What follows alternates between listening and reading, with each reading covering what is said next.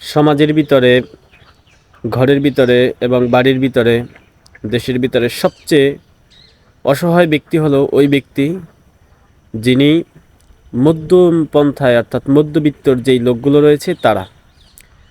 কারণ তারা মানুষের কাছে কোনো কিছু চাইতেও পারে না লজ্জার কারণে, তাদের লজ্জা হয় এবং কোনো কাজও করতে পারে না।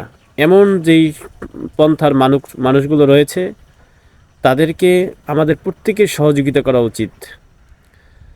আমাদের সমাজে যারা সহযোগিতা করতেছে এবং রাষ্ট্রীয়ভাবে যারা ত্রাণ কর্মসংস্থার সাথে জড়িত যেই লোকগুলো, প্রত্যেকের উচিত তাদেরকে খুঁজে খুঁজে সহযোগিতা করা। এবং আপনি কিভাবে সহযোগিতা করবেন? মানুষদেরকে দেখিয়ে না, কখনো মানুষদেরকে দেখিয়ে তাদেরকে সহযোগিতা করবেন না, কারণ তারা তো লজ্জার জন্যই মানুষের কাছে হাত পাতে না। সুতরাং আপনি তাদেরকে আবার কেন লজ্জা দেবেন? আপনি তাদেরকে এমনভাবে সহযোগিতা করবেন যেন কোনো মানুষ না দেখে, লুকিয়ে লুকিয়ে খুঁজে খুঁজে তাদেরকে আপনি সহযোগিতা করবেন। আর এই সহযোগিতা যদি লিল্লাহিয়াত আল্লাহ তাআলার জন্যই হয় এবং মানুষকে উপকারের স্বার্থেই হয়, তাহলে হয়তো কিয়ামতের ময়দানে আল্লাহ তাআলা আপনাকে মাফ করে দিবেন, অবশ্যই মাফ করবেন।